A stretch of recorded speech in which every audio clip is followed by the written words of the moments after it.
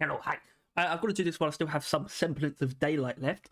So the February maintenance update has dropped finally, and time to do a breakdown of all the patch notes. What does that mean? Basically, I'm just going to read through it verbatim, but I'm also going to stop to elaborate where I think elaboration is needed or comment something that I think is really cool.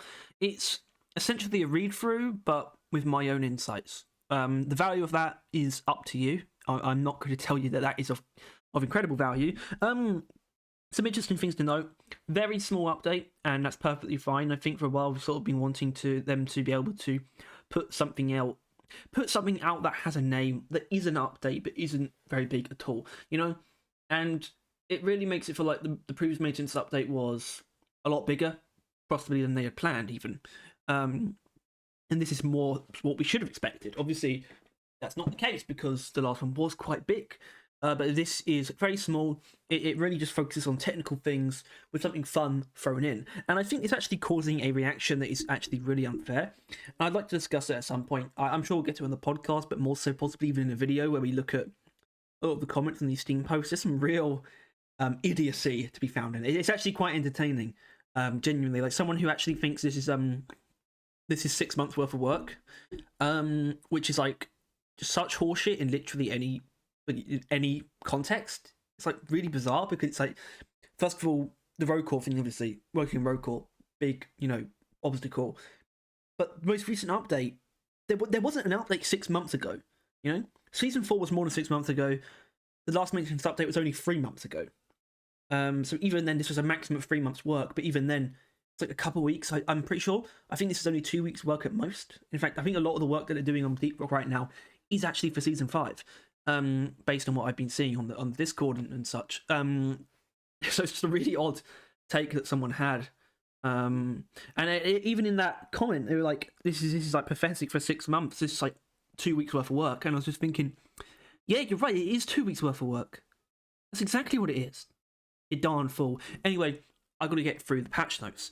So there is some interesting stuff. It's a very basic, technical. I guess barrage of just like fixing old bugs and like top requests and please fix, which is a really good approach for this update. And they just banged out as many of those as they could in time, and they got it done. And they were actually able to put it out early. It doesn't surprise me that it was able to get out early, you know, before March, because it's not a big update at all. But it's still cool that they were able to have such a quick turnaround. So let's get into it.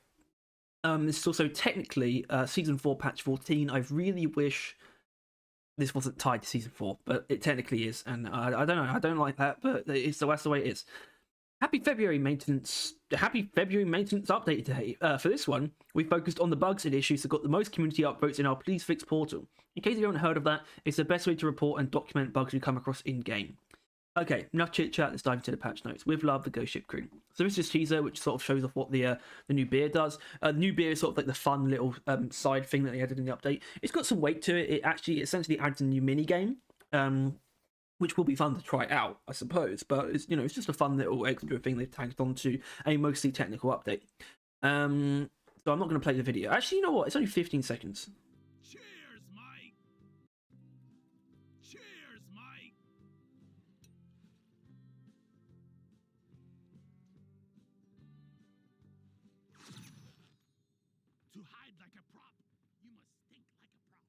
So if you aren't aware, yeah, it's a prop hunt beer, and the way it works is it will spawn when you buy one from Buzzco.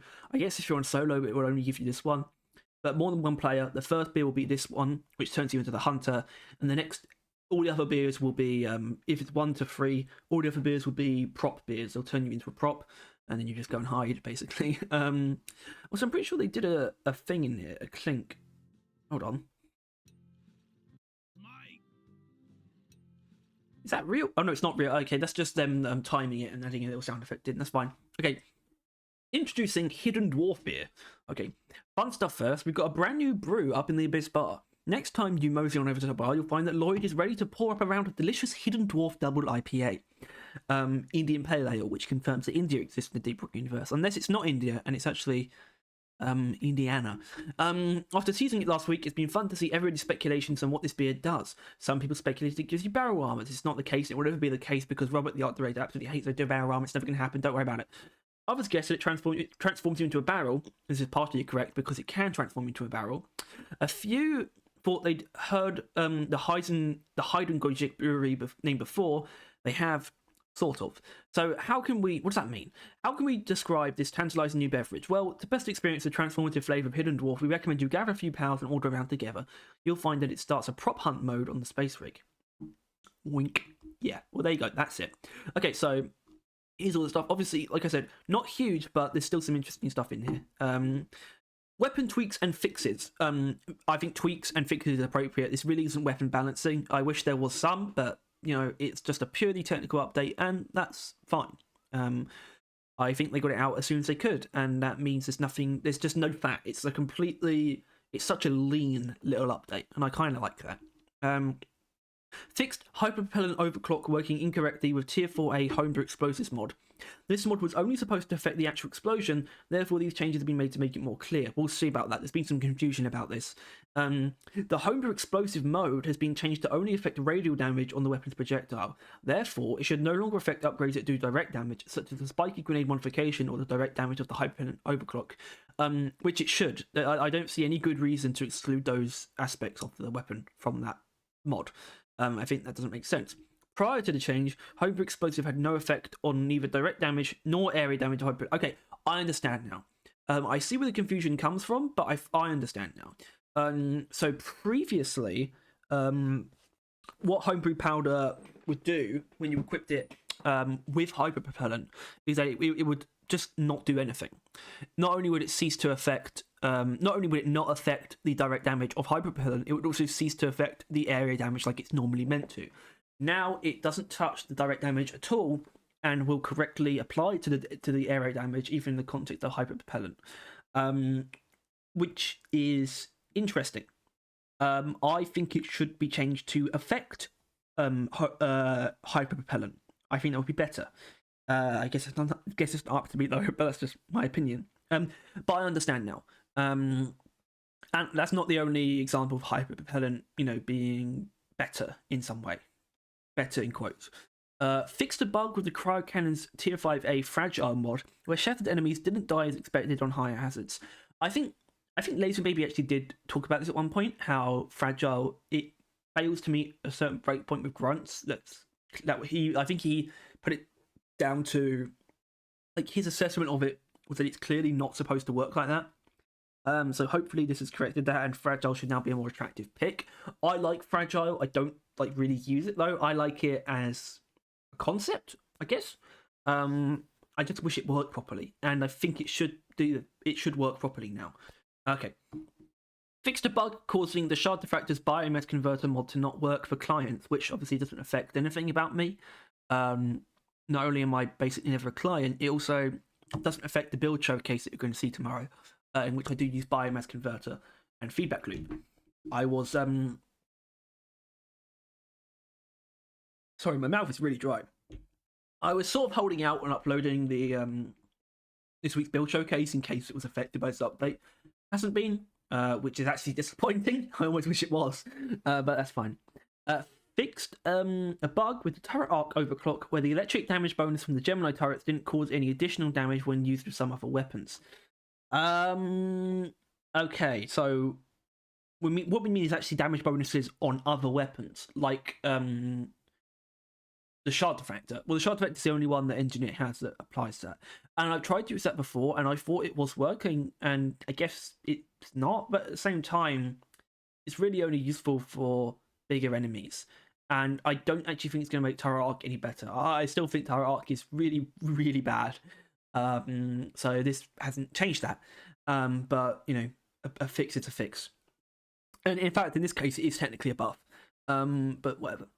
Fixed a bug causing turret EM discharge overclock to not proc at certain angles. This is quite good, and this will probably fast track the EM discharge video, because I had noticed this. I had noticed it not procking when I didn't see why it wouldn't be procking, I suppose is the best way to put it.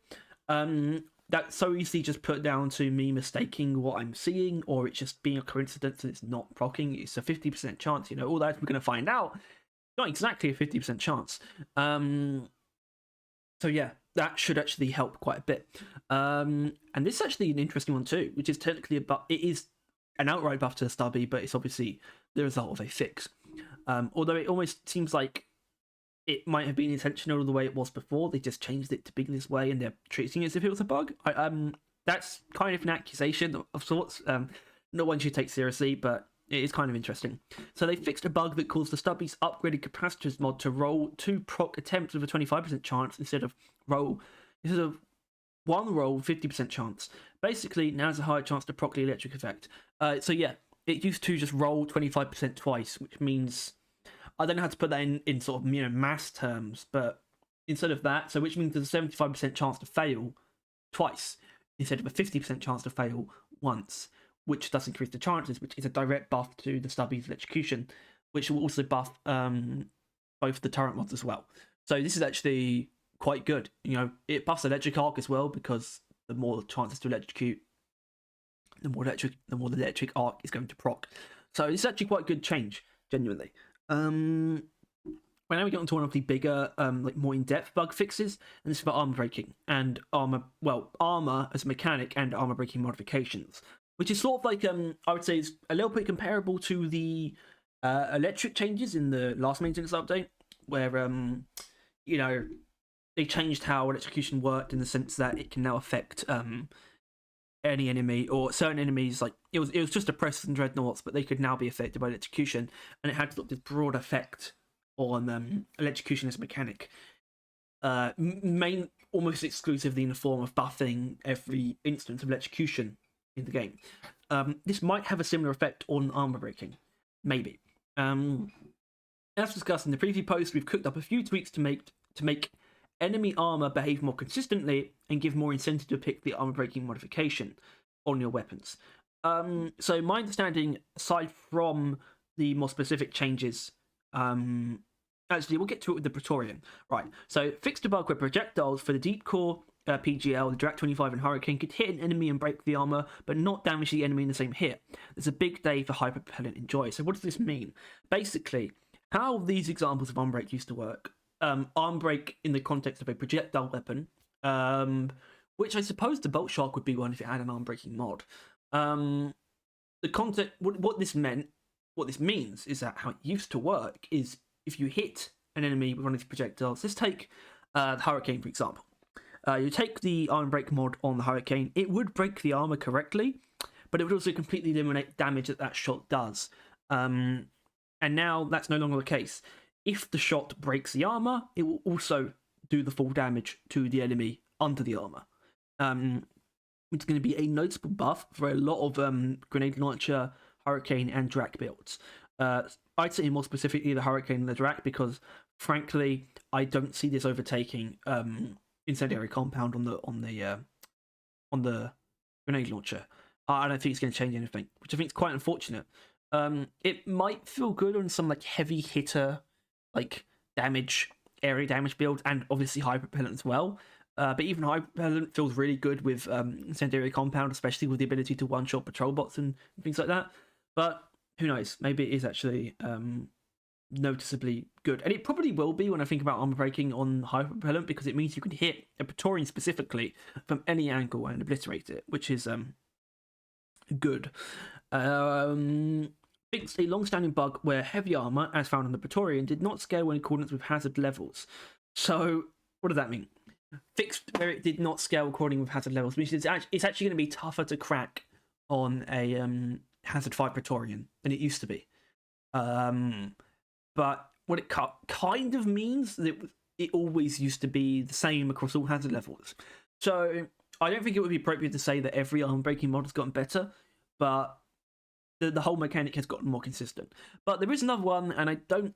This wasn't in the original preview. This is specifically for the boomstick. Fixed a bug where the boomstick's improved blast wave mod did not deal damage to armor. The shockwave now uses radial damage instead of custom damage, so it should work against armor now, which is good. I can't remember if the mods conflict, the arm breaking and the incendiary mod. They do not, which means you can take both of these. Although you're probably not going to do that because blast wave is in the same thing. But then again, if you have to be taking arm braking, it means that at closer range, your arm braking is going to be even better. And I would use arm braking with things like shaped shells and jumbo shells, so that actually works just fine. That's still going to be a hopefully noticeable improvement. Which, by the way, if I could throw something like that into the ring, I personally believe that shape shells should potentially still have a small weak point bonus, but you know, after really experimenting with it, it feels really nice, and that might not be necessary. So, how about instead we make the blast wave longer range with shaped shells? How about that? Weird idea, but it might be good. Okay, so now we get on to general bug fixes and quality of life features. Speaking of general bug fixes, that's me. Fixed a bug that caused a Naya controller, aka sand sharks, yeah, we know what they are, to not target players unless damaged by players. So that's not actually true. And I know it sounds weird. It's like, what are you saying? Saying it's a lie? Yeah, I am actually saying it's a lie, because what this actually is, they explained this on the dev stream last week where they read through the patch notes. So feel free to hop on over to that instead. They explained that what it actually was, it meant that the sand shark, the Naya controller, would only try to grab you after it hit you, I believe. But at the same time, this might be true, because I feel like I have noticed them not actually attacking unless you attack them. But also maybe not consistently. I don't know. Whatever. It's kind of weird. I don't really care. They're only one biome. I'm not too worried. Fixed a bug that let players spam deposit the same curse-like chunk over and over again, cheesing the curse-like grinder event. What a shame, because that's the only machine event I don't feel bad about cheesing. Not that I ever did it. Obviously, Trick-like deposit's funny in that it kind of hands you the event sometimes. But if it doesn't, you can't really cheese it. Fixed that dreadnoughts were teleporting for clients in certain situations is actually an important one. They should made a big deal of this in the preview. And I think people are going to notice this one. I haven't seen it myself because I really haven't played. I barely play the client ever, and which means the chance of me specifically going against dreadnoughts as a client is extraordinarily low. But this has been a thing, so it's a good fix. It shouldn't happen. Fixed that Molly's escape button would not appear in industrial sabotage missions if you completed the contagion spike cleaning objective last. So this is a weird one because I've never experienced it, and I feel like I could have done. So that doesn't. I don't know. Was this literally happening every time? If you did an industrial sabotage mission with liver phage outbreak, and if you did the contagion spikes last, it would literally not let you leave. Is that like 100% like rate of that happening? Because if it is, that's pretty wild, and obviously should be fixed. But it never happened to me. Obviously, I might have just always done the contagion spike first, but I don't know if this was the 100% of the time thing or not. Okay, I think this is something where I don't understand. Fixed an issue where some AoE attacks themselves could be affected by status effects. What? What does that mean? Like, what is that? I would, if I had to guess, I couldn't. Like, I actually have no idea. Also, the lighting's crazy. I don't know what's going on there. Just ignore me. I couldn't even guess what this means. Fixed an issue where some AoE attacks themselves could be affected by status effects. Nope. And if it's really obvious, then that's on me. And if it is obvious, please tell me. It's an issue that sometimes causes sleeves to not match the player's loadout when displayed in the mission end screen. Yes, this is actually quite a good one. Where sometimes in the mission end screen, it would show you with the wrong sleeve option. Say you were sleeveless, it might show you sleeved, and vice versa. But it's a very noticeable thing. Obviously, not detrimental to the gameplay experience, but still a good thing to be changed. It was quite a noticeable bug. Fixed a bug with doors on Space Rig getting desync between players. Okay, good. Fixed a bug where mission control would repeat on-site refining objective voice line. I have heard that, and it's good that that's fixed. Fixed it, the grappling hook would immediately pull Scout, ignoring the casting time when using jet boots. That is so ridiculous. So what that means is when you were using jet boots as Scout, it meant that your grappling hook would take no time to travel to where it's going to hook you to. You would still take the time to travel there, but the grappling hook would hit where you're aiming immediately, which is ridiculous. And why would the jet boots cause that? It's just, I find some of these bugs so fascinating. Like, how does that cause that? It is kind of ridiculous. Fixed fixed a bug with the server list that caused Hazard 5 missions to always appear even when they should be locked, leading to new players accidentally joining Hazard 5. Lol. Yeah, I mean, it's actually interesting because I didn't know this was a bug, but it kind of obviously is. There's a reason why you have to do an assignment to unlock Hazard 5. It's because you're not meant to be able to do it until you've unlocked it, you know? So it makes perfect sense that it was intended that you would be locked out of joining Hazard 5 missions as well unless you'd unlocked it.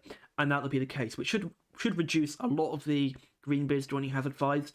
It's not going to eliminate people who aren't ready for Hazard 5 joining Hazard 5 randomly, because there's a lot of people who you can still do the assignment while really not being equipped, like really not being good enough for Hazard 5 yet, you know?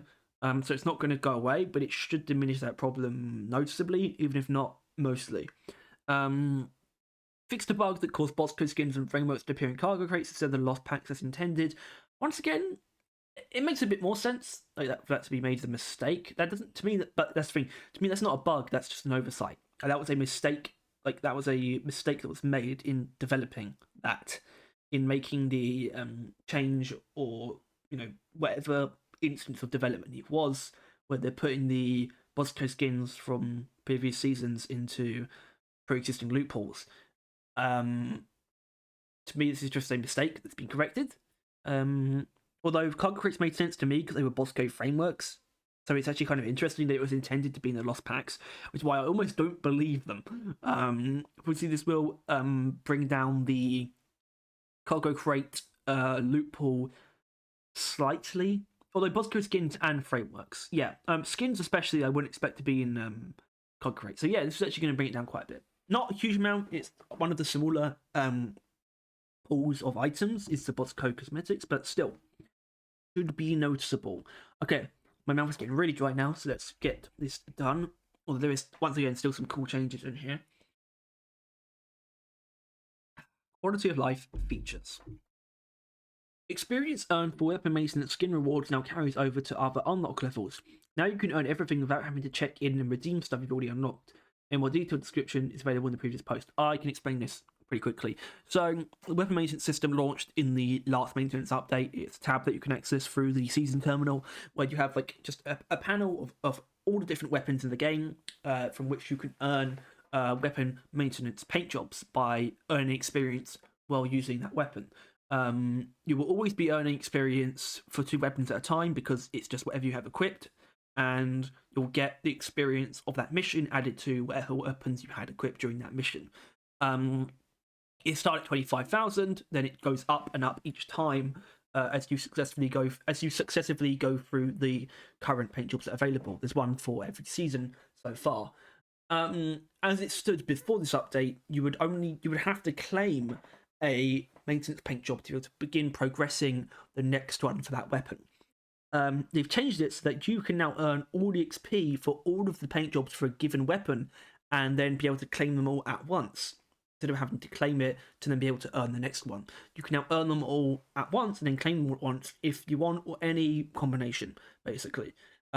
It's a very good quality of life feature that was a result of community request, so thanks to Go Ship for getting to that. To me, it's quite an obvious thing. That's how it should have been, so it could have been an oversight, but either way, it's still a good change that's been made. Reorganise the audio options so there's a stronger visual indicator that the character and mission control volume sliders are both subject to the sound effects volume slider. They shouldn't be subject to the sound effects volume slider, and I don't see how you can visually indicate that unless you just have it in writing. But there's nothing wrong with this, I guess. The menu's audio tab now has a Steam settings button for easy access to Steam's own audio settings. Good. Obviously, doesn't affect me. Renamed the merch tab in the menu to DRG Universe, and added a new module for Deep Rock Galactic Survivor. Okay, that's actually kind of cool. Obviously, that won't affect consoles. Neither will this. Got the minor community terminals Discord integration to work more consistently. Still can be a bit wonky, but at least it's better. I don't actually appreciate this, because the Miners Union is something we've been without on console since its inception, and that's because it's tied to Discord. Frankly, I kind of want any work towards the Miners, like the Miners Union, to be toward reworking it to be able to be put on consoles. That's what I want. I think it's a really cool feature that we don't have that could actually alleviate a lot of the problems that we kind of have with incentives to play. And is that a complaint? Yes, that's a complaint. That's actually quite a significant feature that is straight up missing from the console version and has been since the game launched. So, uh, come on. Added a small monitor near the assignment board that displays a countdown until a current seasonal event ends. This will be first visible during this year's anniversary event. More on that soon. Cool feature. Genuinely, I think that's useful for people. Obviously, I know there's gonna be some confusion about that and the season end. I know that's going to be hilarious, but that's actually good because it is more defined when these holiday events start and end, so that's something they can actually put in the game. I personally think that given that the plan is still yet to change on Season 5 launching in June, that they should be able to put a release date on it and therefore put a timer in the terminal. That'd be great. Although it should only be around 4 months from now. Which is obviously not sure as a third of a year, but still. But yes, something I like. Okay, typos, yeah, fix them. Probably made some new ones. Of course, you have. I like this. Do you know why I like this? This reminds me of how things used to be. You know, not that every single news post would tell you exactly what's happening in the next update or anything like that. It's just that when a post acknowledges the next thing that's coming up that we know is coming up, but it still acknowledges it. It makes things feel a little bit more alive and a little bit more connected and a little bit more forward thinking. And I've been missing that, you know. The mere acknowledgement of upcoming events and updates is something that I like to see, and it's very, very much so in the vein of mere acknowledgement, very simplistic, just acknowledgement of the fact that it's happening. Just the more on that real soon is really nice, and I think this anniversary is going to be very revealing in terms of just showing us cool stuff that we know is happening, like Season 5 stuff, and possibly even some stuff from Road Core, and that's great. So I'm really looking forward to that. This update is nothing but good things. It's obviously very small and very technical. Still has a little bit of fun with the beer. There's nothing wrong with it. They clearly just found a little bit of time to bang out some technical like tweaks and fixes, and that's good.